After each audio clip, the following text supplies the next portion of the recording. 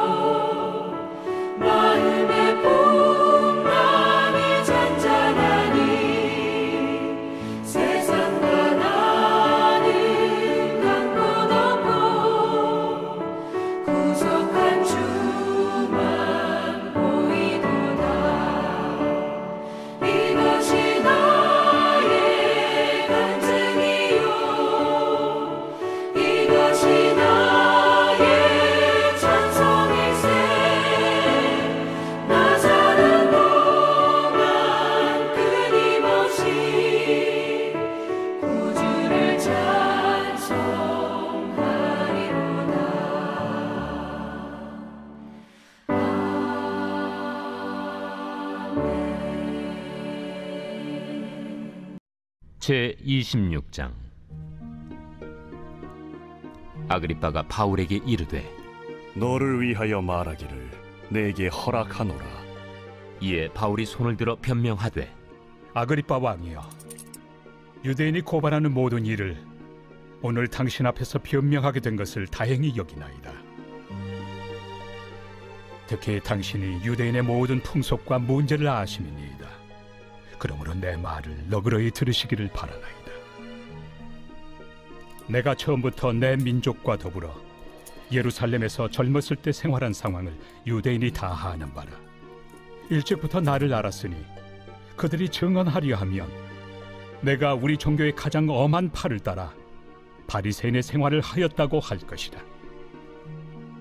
이제도 여기 서서 신문 받는 것은 하나님이 우리 조상에게 약속하신 것을 바라는 까닭이니 이 약속은 우리 12지파가 밤낮으로 간절히 하나님을 받들어 섬김으로 얻기를 바라는 바인데, 아그리빠 왕이여, 이 소망으로 말미암아 내가 유대인들에게 고소를 당하는 것이니이다.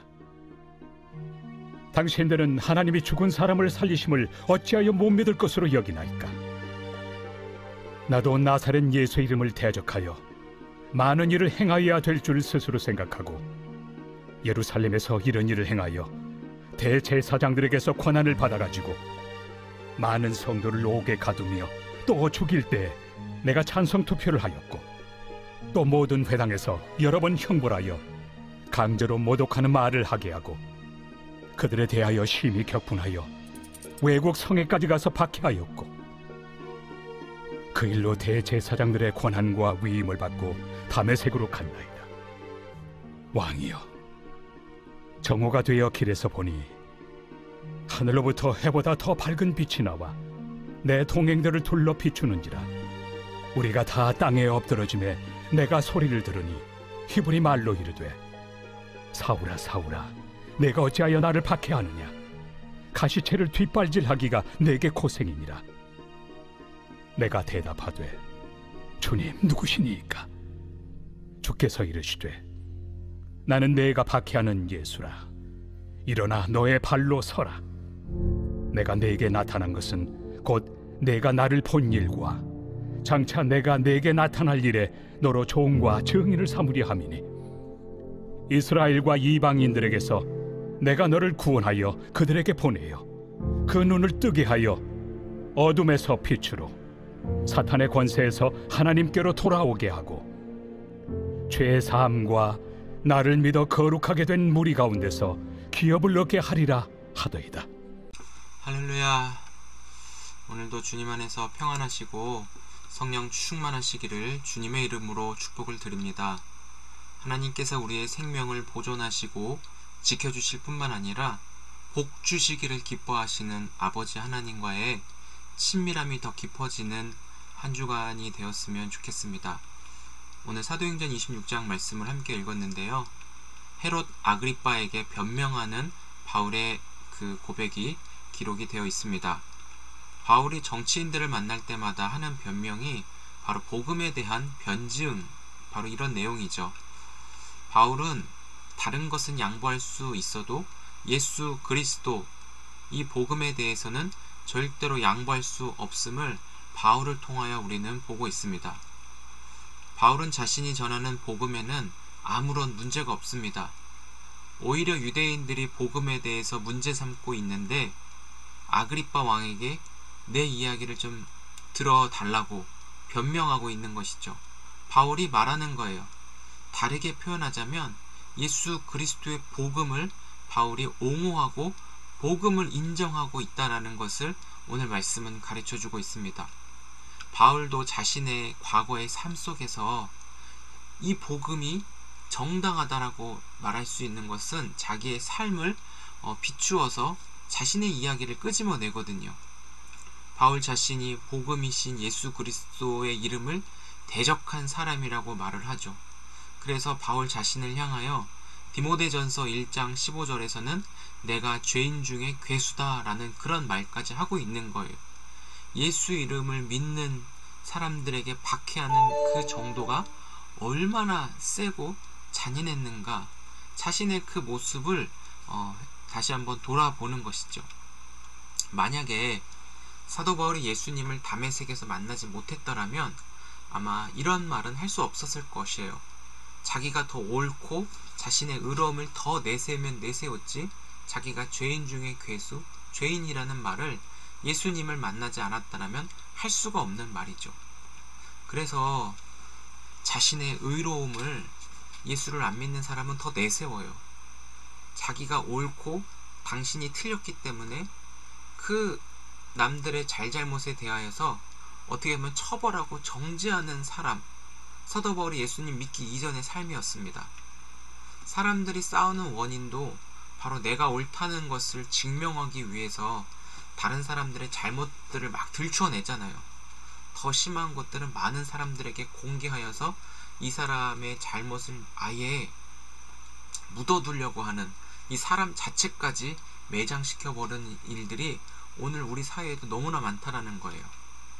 바울이 다메섹에 그 예수 믿는 자들을 역시나 잡으러 올라가는 길에 부활의 주님이 바울에게 찾아왔습니다. 그리고 말씀하시죠. 이 사울아 사울아는 바울이 히브리식 이름이에요. 사울아 사울아 어찌하여 내가 나를 박해하느냐, 이렇게 예수님이 말씀하시는 거예요. 그런데 바울은 실제적으로 예수님을 본 적도 없고 예수님을 마주치지 않았는데 어떻게 예수님을 박해했냐는 식으로 대묻고 있는 것이죠. 그러나 예수님이 알려주신 것은 예수님의 사람들에게 박해하고 핍박한 것이 바로 예수님 자신에게 했다라는 것을 알려주고 있어요. 예수님이 극적으로 바울을 구원하여 주시고 그의 삶 전생일을 변화시켜 주셔서 주셨던 사명이 바로 18절에 나와 있는데 같이 한번 읽어보겠습니다. 18절 시작.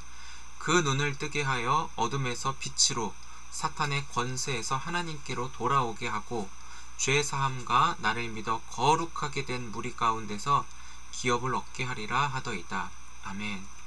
사랑하는 성도 여러분, 여러분들은 예수님을 박해해 본 적이 있으십니까? 다른 사람들과의 관계 속에서 내가 옳다고 주장하며 남들에게 막 강요해 본 적이 있으신가 자신을 한번 돌아보시기 바랍니다. 저는 청년 때 기도를 많이 했고 신학교에 다니면서 저는 제가 옳은 줄 알았습니다. 제 신앙과 제 믿음을 다른 사람들에게도 그대로 집어넣어주고 싶었던 거예요. 그래서 때로는 안해하고 그런 부딪힘도 있었던 것 같아요. 그러나 저에게 고난이 찾아옴으로 인해서 특별히 강도사고 시에 낙방도 있었고 여러가지 저에게 찾아온 고난들이 저를 무너지게 하였고, 사람이 아니라 하나님의 옳다라고 하는 것, 하나님의 은혜로 너와 나의 관계를 회복하게 가시는 그 하나님의 손이 결국은 저를 다시 한번 이렇게 세워주시는 계기가 있었습니다. 즉 내가 옳다고 해서 다른 사람들에게도 강제적으로 유입시키는 것은 자기 확신만 있는 것이지, 근데 그것은 지나놓고 보면 착각이라고 알 수가 있는 것입니다. 그런 것들은 율법적인 신앙이고 자기 의의가 충만하여 자기가 높아지려고 기도도 많이 하고 신학도 공부해서 안 해본 사람하고는 구별을 두고 차이점을 두어서 내가 옳다라는 것을 인정하여 내 말을 따르라, 그런 사람밖에 안 되는 것이죠. 제가 예전에 본 책 중에서 혹시 보이시나요? 신학을 공부하는 이들에게라고 하는 이 헬무트 틸리케라고 하는 독일 신학자가 있습니다. 이 책에 보니까 이런 내용이 있더라고요. 한 예화인데요. 한 젊은이가 친구들과 사이도 좋고 막 기도에도 인도하면서 신앙이 좋고 막 이 젊은 친구에게 많은 사람들이 감명을 받았다, 이런 분이었습니다. 그러니까 뭐 어떻게 보면 리더감일 수도 있고 너무나도 훌륭한 하나님의 사람이구나, 교회 안에서 평판이 좋았겠죠. 그러면서 이분도 신학 공부를 하고 싶은 그런 기대감이 있었나 봐요.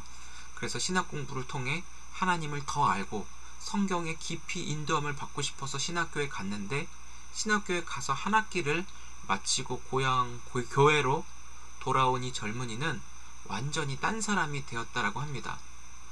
이제 신학교 1학년 1학기, 한국에서는 그 신학교 1학년을 다니면 절대로 신학 과목을 배우지 못하게 해요. 교양 과목을 통해서 신학을 접할 수 있는 그런 방법들을 좀 알려주고 교양을 통해서 신학을 수용할 수 있는 그런 과목들을 듣게끔 하는데, 아마 여기는 좀 달랐나 봐요. 한 학기를 마치고 고향으로 돌아온 이 젊은이가 신학교에서 주워들은 그런 이야기만을 가지고 자기도 모르면서 친구들이 교회에서 소그룹 하면서 함께 은혜를 나누는 그 이야기를 들을 때마다 말을 잘라서 알아듣지도 못하는 전문 용어를 그 친구에게 이거는 이거고 이거는 이래 그러면서 왕 무시를 했다라는 것이죠. 그러면 그 분위기가 다음에 어떨까요? 굉장히 싸해지겠죠. 꼴에 좀 배웠다고 막 이러면서 이 친구의 말을 귀담아 들으려고 하는 게 아니라 벌써 반감이 생기는 것이죠. 그래서 결국에 이 신학생 한 명이 하나님을 사랑하는 사람들의 마음 그 자체를 마비시켜버리고 공동체를 완전하게 무너뜨리는 일을 하게 되어 바울에게 말씀하셨던 예수님의 음성이 아마 들려졌을 것 같아요. 나는 내가 박해하는 예수라. 물론 우리도 이런 소리를 듣는 사람들일 거예요. 나도 예수님을 박해했던 그런 사람이었습니다. 우리도 더하면 더했지 덜 그러진 않을 거예요. 그러나 우리가 한 가지만 좀 이 아침에 생각해 볼 것은 우리는 항상 그리고 가장 우선적으로 주님과의 만남이 우리에게 반드시 있어야 된다는 것이죠. 여러분 주님을 만나셨습니까? 주님과의 그 특별한 은혜와 사귐이 여러분에게 기쁨이고 만족이 되어집니까? 주님과의 그 만남, 주님과의 그 만남은 우리 삶의 새로운 시작입니다. 그리고 앞으로 무엇을 해야 할지 비전을 얻게 되고 사명을 제시해 주신다는 것이죠. 주님을 만나는 것부터 시작돼요. 주님을 만날 때 주님이 바울에게도 나는 내가 박해하는 예수라 그러면서 예수님이 어떤 분이신가를 알려주셨잖아요. 그러나 우리에게도 마찬가지예요. 예수님을 만나면 내가 무엇을 해야 할지 알게 하시는데 다양한 직업들이 있고 다양한 삶의 자리가 있지만 공통적으로 똑같은 건 하나예요. 복음 전파. 이 복음에 관해서 예수 그리스도에 관하여 평생을 말하지만 핵심 그리고 많이 말을 하는 것 중에 하나가 예수님은 하나님의 아들이시고 예수께서 십자가의 죽으심과 부활하심으로 말미암아 죄인된 내가 죽고 옛사람인 내가 죽고 예수의 생명으로 새 사람으로 거듭나 은혜 안에서 살아간다라고 하는 하나님의 자녀가 된다라는 것. 그래서 우리는 이것을 전하면서 믿게 하여 그 하나님의 사람들을 세우는 사명을 하는 것이 바로 우리의 일인 것이죠. 바울도 복음을 전하면서 막 갇혀 있잖아요. 감옥에도 들어가고 재판도 받고 엄청난 고난이고 스트레스고 막 짜증나는 일이기도 하겠지만 바울은 여기저기 끌려다닐 때 변명을 하지만 그 변명하는 순간을 기회로 잡았다라는 거예요. 예수 복음을 전하는 그 기회로 바울은 삼았다라는 것이죠. 우리가 오늘 살아가면서 그리스도의 복음을 전하다가 고난 가운데 있을 수 있습니다. 예수님 때문에 박해와 환난을 우리가 받을 수도 있어요. 그럴 때마다 내가 처한 고난이 내가 억울하고 손해본다라는 그런 생각에 사로잡히지 않기를 축복해요.